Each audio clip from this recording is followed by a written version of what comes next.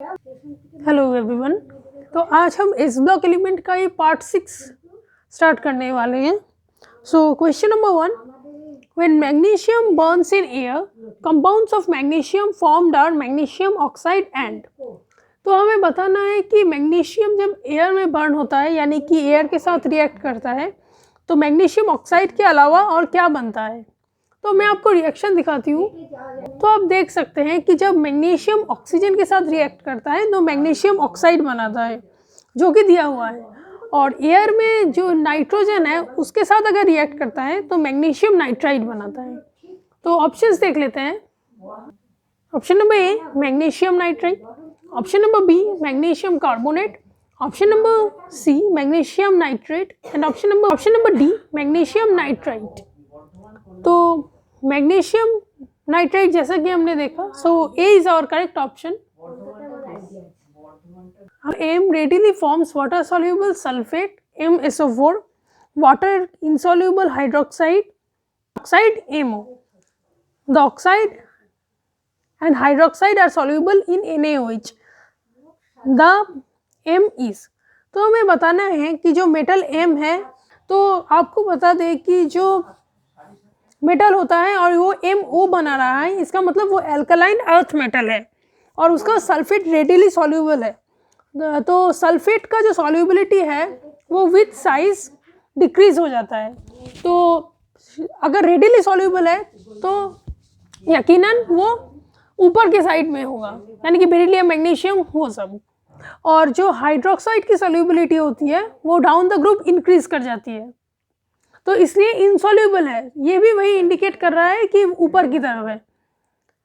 The oxide and hydroxide are soluble in NaOH। हाँ, ये soluble होता है NaOH में जो बेरिलियम के ऑक्साइड और हाइड्रोक्साइड है। सो BeOH एक कॉम्प्लेक्स फॉर्म करते हैं। सो ऑप्शंस देख लेते हैं, beryllium, magnesium, calcium, strontium. So our correct answer is option number A beryllium.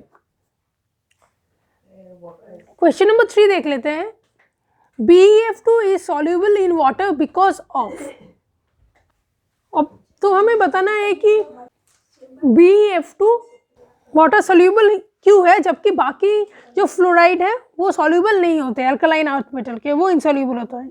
एक तो उनका चेन टाइप स्ट्रक्चर होता है, और जो सॉल्युबिलिटी का जब बात आए तो आप ध्यान रखिएगा कि अगर किसी भी कंपाउंड का हाइड्रेशन एनर्जी ज़्यादा है और लैटिस एंथैल्पी कम है तो वो सॉल्यूबल होगा। अगर लैटिस एंथैल्पी बढ़ रहा है तो वो इनसॉल्यूबल हो जाएगा। तो ऑप्शन देख लेते हैं। Option number A ionic nature of BeF2, ये सही नहीं है। Option number B greater hydration energy for Be2+ ion as compare to lattice energy. हाँ, ये स्टेटमेंट सही है क्योंकि बेरिलियम का हाइड्रेशन एनर्जी जो होता है वो हाई होता है क्योंकि due to its small size. So option number B is correct. फिर भी बाकी ऑप्शंस देख लेते हैं। कोवैलेंट नेचर ऑफ BeF2, ये नहीं है। Option number D none of this, ये भी नहीं है। Question number 4, the correct order of decreasing lattice energy of BaCO3, MgCO3, CaCO3, SrCO3 and BeCO3R। तो हमें बताना है कि जो डिक्रीजिंग ऑर्डर है लैटिस एनर्जी का, जो अल्कलाइन अर्थ मेटल्स के कार्बोनेट है वो कौन सा ऑर्डर फॉलो करते हैं। तो आपको बता दूं कि जैसे जैसे हम नीचे जाते हैं डाउन द ग्रुप, तो वो जो लैटिस एंथैल्पी है वो कम होता जाता है। सो डाउन द ग्रुप जो कार्बोनेट्स की लैटिस एंथैल्पी है वो कम होता जाता है। तो ऑर्डर देख लेते हैं। Beryllium carbonate, magnesium carbonate, calcium carbonate, strontium carbonate, barium carbonate. हाँ, तो अगर आप देखें तो ये एल्कलाइन अर्थ मेटल का जो ऑर्डर है डाउन द ग्रुप वो ऐसा ही होता है, beryllium, magnesium, calcium, strontium, barium. So this is our correct options. B देख लेते हैं, बेरियम, स्ट्रोंशियम, ये पूरा उल्टा ऑर्डर है, ये नहीं होगा। ये एक अनइवन ऑर्डर है और यहाँ पे भी बेरियम को पहले कर दिया स्ट्रोंशियम के, तो ये भी और हमारा करेक्ट आंसर नहीं है। Let's move on to question number 5। Compounds of alkaline earth metals are less soluble in water than the corresponding alkali metal salts due to। तो हमें बताना है कि जो एल्कलाइन अर्थ मेटल्स है वो एल्कली मेटल्स के कंपैरिजन में कम सॉल्युबल क्यों है? तो आपको मैंने पहले भी बताया है कि सॉल्युबिलिटी दो फैक्टर्स पे डिपेंड करता है, हाइड्रेशन एंथैल्पी और लैटिस एंथैल्पी। तो ऑप्शंस देख लेते हैं। Option number A, they are high ionization enthalpy. नहीं, आयनाइजेशन एंथैल्पी का उतना कुछ लेना देना नहीं है सॉल्युबिलिटी के साथ। Option number B, they are low electronegativity. ये स्टेटमेंट तो बिल्कुल ही गलत है, क्योंकि जो एल्कलाइन अर्थ मेटल होते हैं वो लो इलेक्ट्रोनेगेटिविटी के नहीं होते, उनका इलेक्ट्रोनेगेटिविटी एल्कली मेटल से ज़्यादा होता है। Option number C, they are low hydration energy. जो हाइड्रेशन एनर्जी है वो अक्रॉस द पीरियड अगर हम जाए उतना इफेक्ट नहीं करता, लगभग सेम होता है। सो ये भी, हाँ, लो हाइड्रेशन एंथैल्पी अगर होगा तो इंसॉल्युबल होगा, लेकिन ये यहाँ पे इतना वैलिड नहीं है। They are high lattice enthalpy. हाँ, ये बिल्कुल सही है, क्योंकि लैटिस एनर्जी अगर बढ़ जाए तो भी चीज़ें यानी कि कंपाउंड इंसॉल्युबल हो जाते हैं। सो यहाँ पे जो मोस्ट वैलिड रीज़न होता है अल्कलाइन अर्थ मेटल का कम सॉल्युबल होने का, कि उसका लैटिस एनर्जी बहुत ज़्यादा बढ़ जाता है इलेक्ट्रोनेगेटिविटी बढ़ने के कारण। So D is our correct option. Sixth one, the hydration energy of magnesium 2+ ion is higher than that of. तो हमें बताना है जो हाइड्रेशन एनर्जी है मैग्नीशियम 2+ आयन का, वो इन चारों ऑप्शंस में से किससे ज़्यादा है? Option number A, aluminium 3+, option number B, beryllium 2+, option number C, sodium plus, and option number D, none of this. तो आपको बता दें कि जो हाइड्रेशन एनर्जी होता है वो डिपेंड मेनली करता है चार्ज डेंसिटी के ऊपर। तो आप इस बात को ध्यान से समझिए, मैग्नीशियम का चार्ज डेंसिटी इनमें से किससे ज़्यादा है? यहाँ पे एल्यूमिनियम 3+ दिया गया है। अब देखिए, अगर हम अक्रॉस द पीरियड जाए वैसे ही साइज़ घट रहा है, ऊपर से चार्ज भी बढ़ रहा है, यानी कि साइज़ कम और चार्ज ज़्यादा, यानी कि चार्ज डेंसिटी बढ़ रहा है, यानी कि हाइड्रेशन एनर्जी इसका ज़्यादा होगा। बेरिलियम 2+, इसमें चार्ज 2+ ही है, लेकिन साइज़ बहुत ज़्यादा छोटा है मैग्नीशियम से, इस वजह से चार्ज डेंसिटी इसमें भी मैग्नीशियम से ज़्यादा है। सो हाइड्रेशन एनर्जी ऑब्वियसली ज़्यादा होगा। Option number C, sodium plus. यहाँ पे आप देखिए, यहाँ पे चार्ज भी कम है और सोडियम का साइज़ भी मैग्नीशियम से बड़ा है, तो चार्ज कम होना और साइज़ का बढ़ना दोनों ही फेवर कर रहे हैं चार्ज डेंसिटी के घटने के। मैं फिर से बता देती हूँ, जो चार्ज डेंसिटी होता है यानी कि चार्ज पर यूनिट एरिया, वो सोडियम का साइज़ मैग्नीशियम से भरा है और चार्ज भी कम है, इसलिए चार्ज डेंसिटी कम हो जाता है, इसलिए हाइड्रेशन एनर्जी कम हो जाता है। सो मैग्नीशियम का हाइड्रेशन एनर्जी सोडियम से ज़्यादा होता है। So C is our correct option. Question number 7 देख लेते हैं। Consider the following statement and pick out the wrong one. तो हमें इन चारों यानी कि यहाँ पे तीनों स्टेटमेंट को पढ़ना है और फिर बताना है कि इनमें से गलत कौन सा है, और ऐसा भी हो सकता है कि कोई भी गलत ना हो। So option number A, the solubility, thermal stability and basic character of the hydroxides of alkaline earth metal increases from MgOH to BaOH। हाँ, जैसे कि मैंने आपको बोला, जो सॉल्युबिलिटी ऑफ हाइड्रोक्साइड है वो डाउन द ग्रुप जाने पे इंक्रीज करता है, लेकिन जो सॉल्युबिलिटी ऑफ सल्फेट है वो डिक्रीज करता है। ये एक इंपॉर्टेंट पॉइंट है, रीज़न मैं आपको बाद में कभी डिटेल में बता दूंगी, साइज की वजह से ऐसा होता है।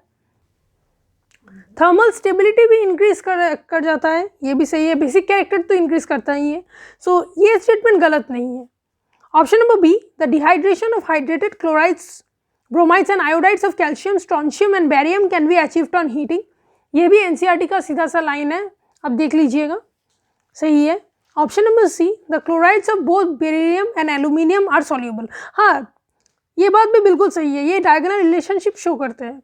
सो इनमें से कोई भी ऑप्शन गलत नहीं है। So our correct answer is none of this. Let's move on to the 8th one. Which of the following substance can be used for drying neutral और बेसिक गैसेस। तो हमें बताना है कि इन चारों ऑप्शंस में से ऐसा कौन सा सब्सटेंस है जिसको हम न्यूट्रल या फिर बेसिक गैसेस को ड्राई करने के लिए यूज़ कर सकते हैं। सो आपको बता दें कि अगर कोई बेसिक या फिर न्यूट्रल गैसेस को हमें ड्राई करना है तो ये बातें याद रखनी चाहिए कि इस कंपाउंड से कुछ भी ऐसा फॉर्म नहीं होना चाहिए जो एसिडिक हो। अगर ऐसा हो गया तो वो बेस के साथ रिएक्ट कर जाएगा। तो ऑप्शंस देख लेते हैं। Calcium carbonate, option number 2 sodium carbonate, option number C sodium bicarbonate and option number D calcium oxide. तो जो कार्बोनेट्स होते हैं वो ज़्यादातर कार्बन डाइऑक्साइड रिलीज करते हैं और जो एक एसिडिक गैस है, और सिर्फ कैल्शियम ऑक्साइड ही है क्योंकि ये एक मेटल का ऑक्साइड है, तो ये बेसिक है। तो इसे हम यूज़ कर सकते हैं न्यूट्रल और बेसिक गैसेस को ड्राई करने के लिए। So D is our correct option. Question number 9, which of the following exist in polymeric form. तो हमें बताना है कि इन चारों ऑप्शंस में से कौन सा कंपाउंड पॉलीमरिक फॉर्म में एग्जिस्ट करता है। Option number A AlCl3, option number B BeCl3, option number C silicon carbide and option number 2 B2H6। तो ये एक फैक्ट बेस्ड क्वेश्चन है। तो हमें पता है कि जो BeCl2 होता है वो एक पॉलीमरिक स्ट्रक्चर फॉर्म करता है। So B is our correct option. Question number 10 देख लेते हैं। When calcium carbide is heated in atmospheric nitrogen in an electric furnace, the compound formed is। तो हमें बताना है कि जब कैल्शियम कार्बाइड CaC2 जब इलेक्ट्रिक फर्नेस में एक नाइट्रोजनिक एटमॉस्फेयर में रिएक्ट करता है तो वो क्या फॉर्म करता है। तो मैं आपको रिएक्शन दिखाती हूँ। सो रिएक्शन कुछ इस प्रकार से होता है कि कैल्शियम कार्बाइड नाइट्रोजन के साथ रिएक्ट करके बनाता है CaNCN प्लस कार्बन सॉलिड। तो ऑप्शंस देख लेते हैं। Option number A CaCN whole twice, calcium nitride CaNC2 and option number D CaNCN। तो जैसा कि आपने देखा कि CaNCN बन रहा था, so D is our correct option. Question number 11, beryllium has less negative value of reduction potential compared to other alkaline earth metals due to. तो हमें बताना है कि जो रिडक्शन पोटेंशियल होता है वो बेरिलियम का as compare to other alkaline earth metal कम नेगेटिव क्यों होता है। So option number A the smaller hydration energy of Be2+। ये स्टेटमेंट उतना सही नहीं है क्योंकि जो हाइड्रेशन एंथैल्पी होता है वो बेरिलियम का बहुत ज़्यादा होता है क्योंकि उसका साइज बहुत छोटा होता है। Option number B the large value of the atomization enthalpy of beryllium metal. हाँ, ये बात सही है क्योंकि स्मॉल साइज होने के कारण उसको एटमाइजेशन करने में, यानी कि उससे इलेक्ट्रॉन निकालने में या फिर एक मॉलिक्यूल से एटमाइज करने में बहुत ज़्यादा एनर्जी लगता है। Option number B the large value of ionization energy of beryllium metal. हाँ, ये बात भी सही है, आयनाइज करने में भी बहुत ज़्यादा एनर्जी लगता है as compare to other alkaline earth metals due to small size. So option number D 2 and 3 both. So हाँ, ये दोनों ही रीज़न होता है और हाइड्रेशन एंथैल्पी कम नहीं होता, ज़्यादा होता है। So D 2 and 3 both, it is the correct answer.